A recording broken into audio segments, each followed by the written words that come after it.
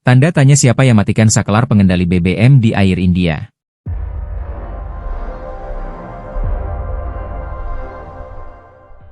Insiden jatuhnya pesawat Air India nomor penerbangan 171 yang menewaskan 260 orang pada Juni lalu masih diselidiki.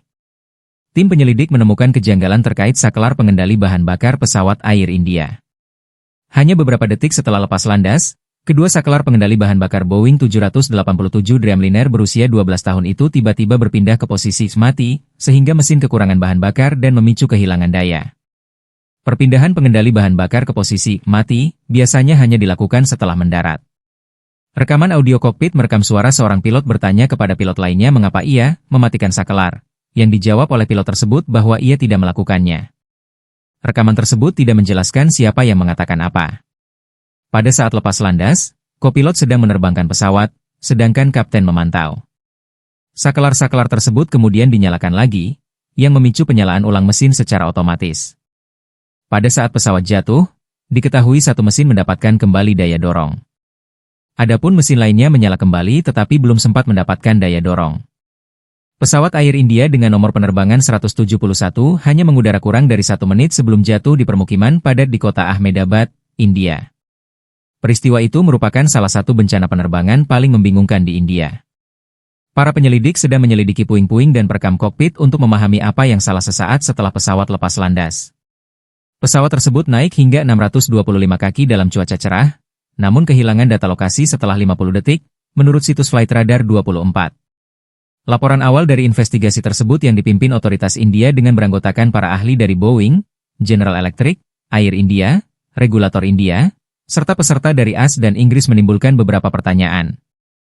Penyelidik mengatakan saklar bahan bakar dilengkapi pengunci tuas. Cara menyalakannya, saklar harus ditarik ke atas untuk membuka kunci lalu dibalik. Mekanisme ini dirancang untuk mencegah saklar diaktifkan atau dimatikan secara tidak disengaja, sebuah fitur keselamatan yang sudah ada sejak tahun 1950-an. Braket pelindung juga melindungi saklar itu dari benturan yang tidak disengaja. Hampir mustahil untuk menarik kedua tombol hanya dengan satu gerakan tangan, dan ini membuat kemungkinan terjadinya kecelakaan tergolong kecil, ujar seorang investigator kecelakaan udara di Kanada, yang tidak ingin namanya dipublikasikan kepada BBC. Hal inilah yang membuat kasus Air India menonjol. Jika salah satu pilot mematikan saklar, baik disengaja maupun tidak, hal itu menimbulkan pertanyaan, mengapa?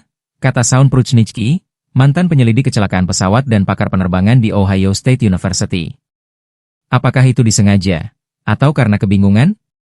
Kemungkinannya kecil, karena para pilot tidak melaporkan hal yang tidak biasa.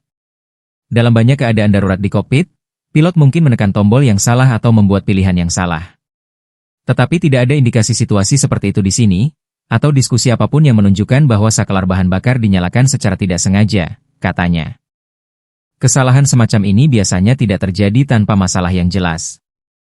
Peter Goels, mantan Direktur Pelaksana Badan Penyelidik Kecelakaan Transportasi AS, NTSB, mengatakan, temuan ini sangat meresahkan, yaitu seorang pilot mematikan saklar bahan bakar dalam hitungan detik setelah terbang. Kemungkinan ada lebih banyak informasi di perekam suara kokpit daripada yang dibagikan. Satu pertanyaan seperti, mengapa Anda mematikan saklar? Saja tidak cukup, katanya. Fakta yang baru diungkap ini menunjukkan seseorang di kokpit mematikan saklar itu. Pertanyaannya adalah, siapa, dan mengapa? Kedua saklar dimatikan lalu dihidupkan kembali dalam hitungan detik. Perekam suara akan mengungkapkan lebih banyak. Apakah pilot yang sedang mengemudikan pesawat yang mencoba menyalakan kembali mesin, atau pilot yang sedang memantau? Para penyelidik yakin perekam suara kokpit dengan audio dari mikrofon pilot, panggilan radio, dan suara kokpit di sekitarnya memegang kunci teka-teki ini. Mereka belum mengidentifikasi pemilik suara-suara tersebut, itu yang sangat penting. Biasanya, ketika perekam suara ditinjau, orang-orang yang akrab dengan pilot hadir untuk membantu mencocokkan suara. Sampai sekarang, kami masih belum tahu pilot mana yang mematikan dan menyalakan kembali saklar itu, kata Goels. Singkatnya, para penyelidik mengatakan yang diperlukan sekarang adalah identifikasi suara yang jelas, transkrip rekaman suara kokpit lengkap dengan label siapa yang mengatakan apa, serta tinjauan menyeluruh terhadap semua komunikasi sejak pesawat keluar dari gerbang hingga saat jatuh. Mereka juga mengatakan hal ini menggarisbawahi perlunya perekam video kokpit, seperti yang direkomendasikan oleh NTSB. Rekaman video akan menunjukkan siapa yang mematikan saklar bahan bakar. Sebelum menaiki pesawat nomor penerbangan 171, baik pilot maupun awak telah lulus uji napas dan dinyatakan layak terbang, menurut laporan tersebut. Para pilot, yang berbasis di Mumbai, telah tiba di Ahmedabad sehari sebelum penerbangan dan telah beristirahat dengan cukup. Namun, para penyelidik juga memfokuskan pada satu elemen dalam laporan tersebut. Disebutkan bahwa pada Desember 2018, Badan Penerbangan Federal AS mengeluarkan Buletin Informasi Kelaikan Udara Khusus, SAIB, yang menyoroti bahwa beberapa saklar kontrol bahan bakar Boeing 737 dipasang dengan fitur pengunci dinonaktifkan. Meskipun masalah ini telah dicatat, kondisi tersebut tidak dianggap sebagai kondisi tidak aman yang memerlukan arahan kelaikan udara, ED, sebuah peraturan yang dapat ditegakkan secara hukum untuk memperbaiki aspek ketidakamanan pada suatu produk. Desain saklar yang sama digunakan pada pesawat Boeing 7878, termasuk VTANB milik Air India yang jatuh. Karena SAIB bersifat imbauan, Air India tidak melakukan inspeksi yang direkomendasikan. Shaun Pruchnichky, mantan penyelidik kecelakaan pesawat, mengaku dirinya bertanya-tanya apakah ada masalah dengan saklar kontrol bahan bakar. Apa sebenarnya makna laporan ini? Apakah artinya dengan sekali tekan, saklar itu dapat mematikan mesin dan memutus pasokan bahan bakar? Ketika fitur pengunci dinonaktifkan, apa yang sebenarnya terjadi? Mungkinkah saklar itu otomatis mati dan mematikan mesin? Jika demikian, ini masalah yang sangat serius. Jika tidak, hal itu juga perlu dijelaskan, paparnya. Namun, pakar lain tidak yakin hal itu merupakan masalah utama. Saya belum pernah mendengar tentang hal ini, yang tampaknya merupakan laporan FAA yang tidak terlalu mencolok. Saya juga belum mendengar keluhan tentang saklar bahan bakar dari pilot yang biasanya cepat angkat bicara. Ini patut diteliti karena sudah disebutkan, tetapi mungkin hanya pengalih perhatian, kata Goels. Kapten Kishore Chinta, mantan penyelidik di Biro Investigasi Kecelakaan Pesawat Udara India, AAIB, mempertanyakan apakah saklar tersebut mati karena masalah pada unit kontrol elektronik pesawat.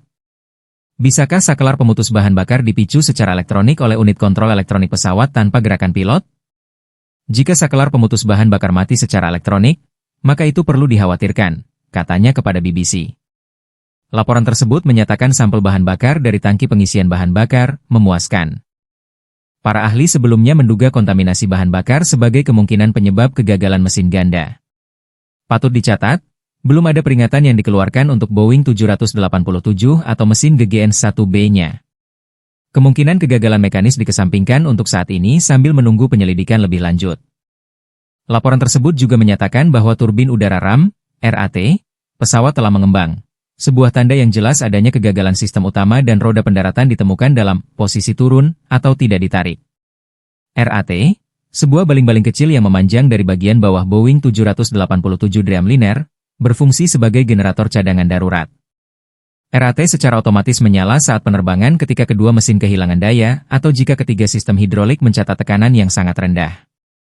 RAT memasok daya terbatas untuk menjaga sistem penerbangan penting tetap beroperasi. Fakta bahwa turbin udara RAM, RAT, menyala sangat mendukung kesimpulan bahwa kedua mesin telah gagal, kata Pruchnichky. Seorang pilot Boeing 787 menjelaskan mengapa ia mengira roda pendaratan tidak ditarik. Akhir-akhir ini, setiap kali saya lepas landas dengan pesawat 787, saya memperhatikan proses penarikan roda pendaratan dengan saksama.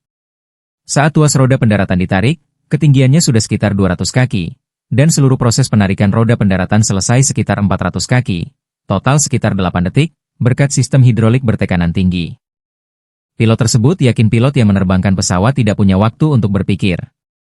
Ketika kedua mesin mati dan pesawat mulai turun, reaksinya bukan sekadar terkejut, pilot pasti mati rasa. Saat itu, fokus pilot bukan pada roda pendaratan. Pikiran pilot tertuju pada satu hal, jalur penerbangan. Di mana saya bisa mendaratkan pesawat ini dengan aman? Dalam kasus ini, ketinggiannya tidak cukup.